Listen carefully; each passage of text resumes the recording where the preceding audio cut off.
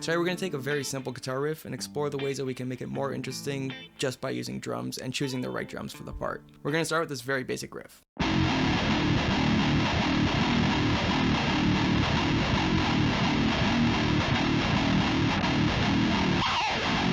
One of the first things that I like to do when programming drums is set my snare placements. This will determine a lot about the type of feel of the drums. You'll see that a lot of snare placements will work, but they'll just give you a completely different vibe. This sounds like kind of like nu metal-y to me, so I'm picturing one of those dan dan dan dan dan dan.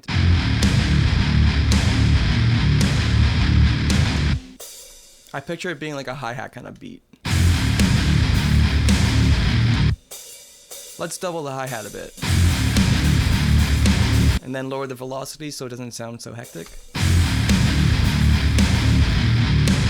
I like that. Let's put our kicks in now. And right now I'm just going to syncopate to the guitars.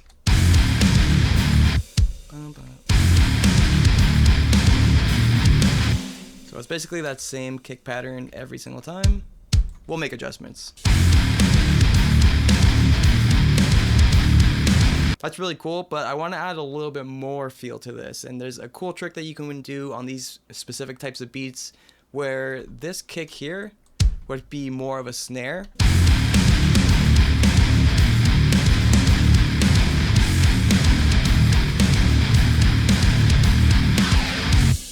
And now we have both, which is cool. So I think I might keep the first ones being the snare and then the second half being a kick instead. And it just changes the groove a little bit. Now let's just accent some certain parts. So I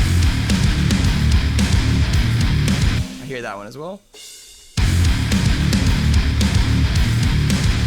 And this is important to mention, since this section is on the hi-hat, it wouldn't make sense for me to accent it with a left crash because the hi-hat's on the left. So it makes more sense to accent with a right crash because that's going to actually be a sonic difference. You're going to hear it in your stereo field as opposed to it being on the left. It's less audible because your left ear is already used to hearing the hi-hat there. Since the B of the riff is really repetitive, I just want to accent things to make it a little bit more interesting.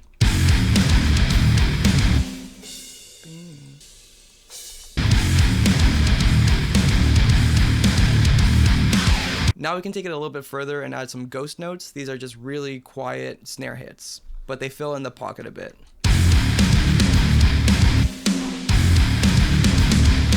Just those two do it enough for me.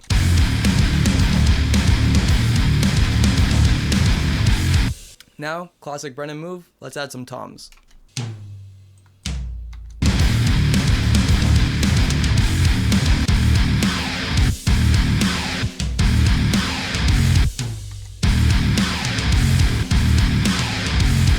Just to trail into the repeat of the riff, just having those little toms there. Pretty cool.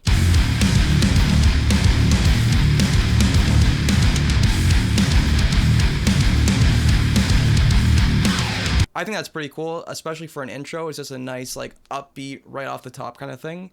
Let's try and change the snares and see what outcome we get.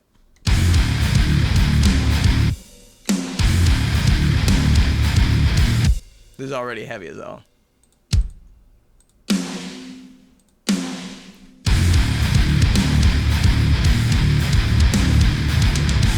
Let's change the cymbal to be something a little open. I'm thinking either a China or a crash.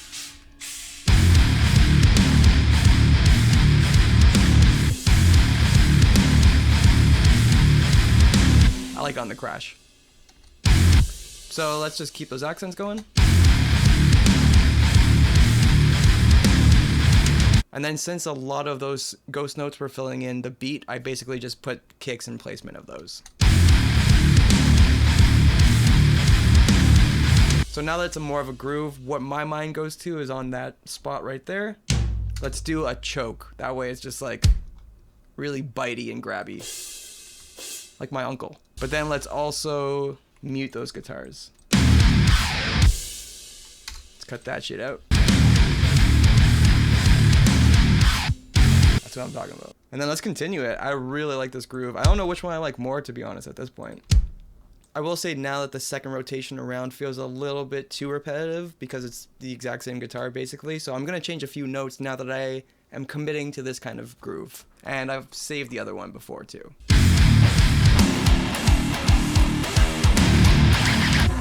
Now it just needs a lead, and I'm gonna go with like a nu metal wobbly kind of lead vibe.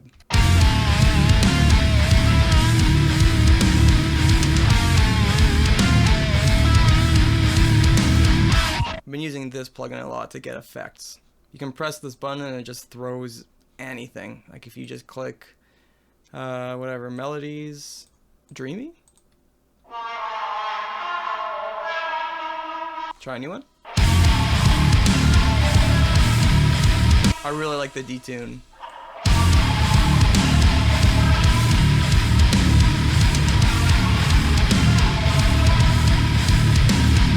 Just gonna fix that fill at the end. I really hate it right now. I don't know what I was doing.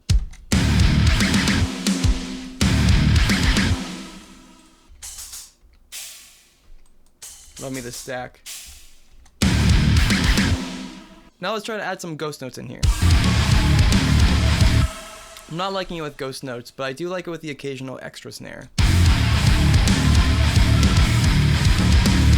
Yeah, I was getting too busy with the ghost notes on this riff. And then on this little ending here, just to make it a little bit more interesting, we're gonna, instead of keeping the cymbals on the groove, just accent where the kicks are. You'll see what I mean. It makes the riff feel more techy and like more purposeful.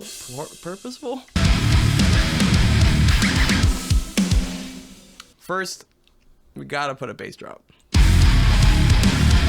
This is extracurricular. I'm working on a sample pack here. I'll let you guys know when it's done, but I just like to take some sort of clap or some sort of big snare and put them over the important hits, and you'll see it instantly adds more interest in the production and the drums. Lots of reverb. I like Glow by Wave Alchemy for reverb, for like these kinds of reverbs, these long crazy ass ones.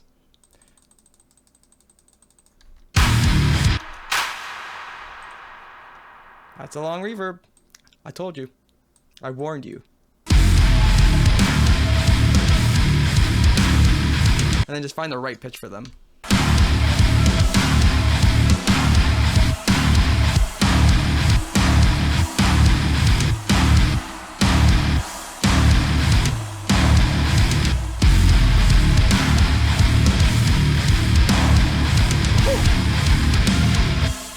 I like that. Okay. Let's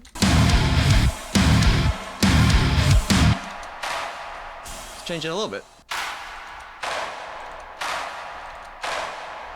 Just by changing those pitches a little bit, they blend really well into the riff and make it sound like there's like more, like that clap, this one here, almost sounds like someone going, oh.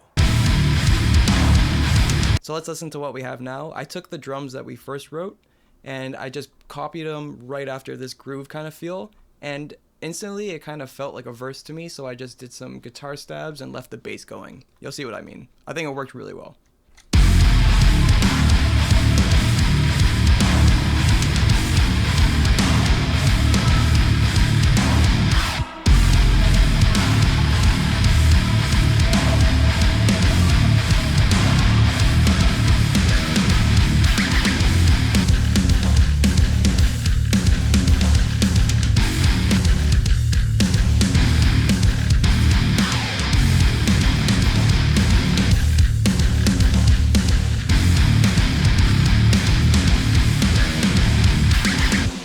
So today we learned, first put your snares down. That will dictate a lot about the feel of a riff.